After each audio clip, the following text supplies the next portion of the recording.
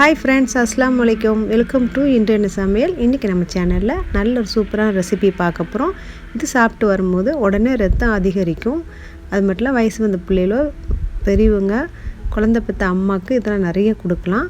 இது வந்து சூப்பாவும் செஞ்சு கொடுக்கலாம். பெரியவங்களுக்கு வயசானவங்களுக்கு சமைச்சு சாப்பிடுறதுக்கு முடியலனா நீங்க சூப்பு போட்டு கொடுக்கலாம்.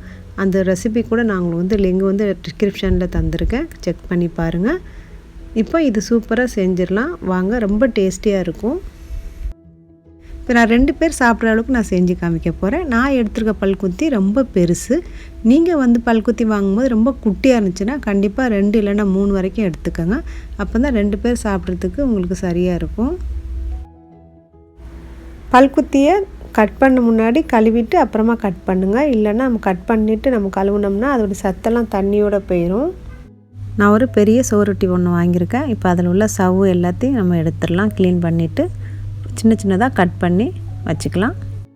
நிறைய ஊரில் சோறுட்டின்னு சொல்கிறாங்க, நம்ம ஊரில் பல்குத்தின்னு சொல்லுவாங்க. இது நம்ம கறி கடையில் சொல்லி வச்சு தான் வாங்கணும், இல்லைன்னா கிடைக்காது. இது கூட கொஞ்சம் கருவேப்பிலையும் பெரிய பல்லாரி வெங்காயம் எடுத்திருக்கேன்.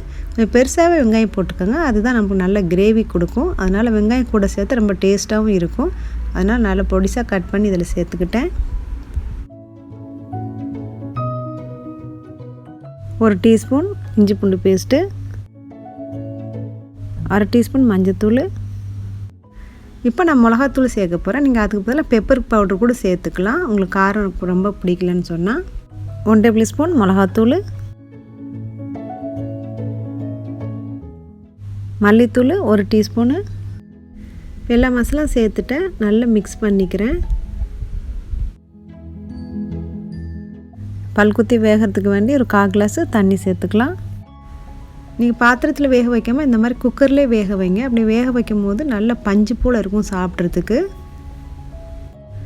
ஸ்டவ்வை மீடியம் ஹீட்டில் வச்சு ஒரு 3 விசில் போட்டு எடுத்துக்கலாம். இது ஒரு நாளைக்கு முன்னாடி கிடச்சா கூட நீங்கள் வாங்கி நல்லா இந்த மாதிரி நல்லா கறியை வரட்டிட்டு நீங்கள் ஃப்ரிட்ஜில் வச்சு மறுநாள் கூட நீங்கள் பொரித்து கொடுக்கலாம். இன்னுமே நல்லா மசாலா பிடிச்சி நல்ல டேஸ்ட்டாக இருக்கும்.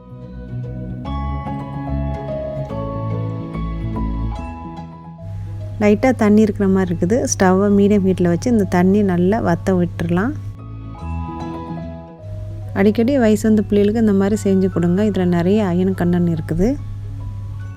இப்போ தண்ணியெல்லாம் நல்லா ஒட்ட வத்திருச்சு பாருங்கள். இந்த மாதிரி நம்ம நல்லா ட்ரை பண்ணி வச்சுக்கணும். ஸ்டவ்வை மீடியம் ஹீட்டில் வச்சுட்டு ஒரு பேன் வச்சுருக்கேன்.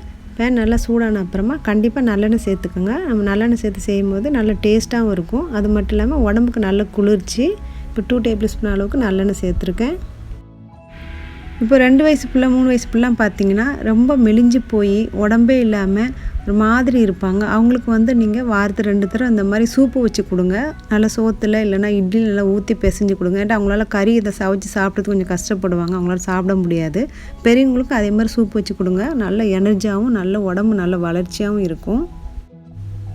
இந்த அளவுக்கு நல்லா பொரித்து எடுத்துக்கணும். அவ்வளோதான், முடிஞ்சிருச்சு. அடுப்பு ஆஃப் பண்ணிவிட்டு கொஞ்சம் கருவேப்பிலை மட்டும் போட்டுக்கலாம்.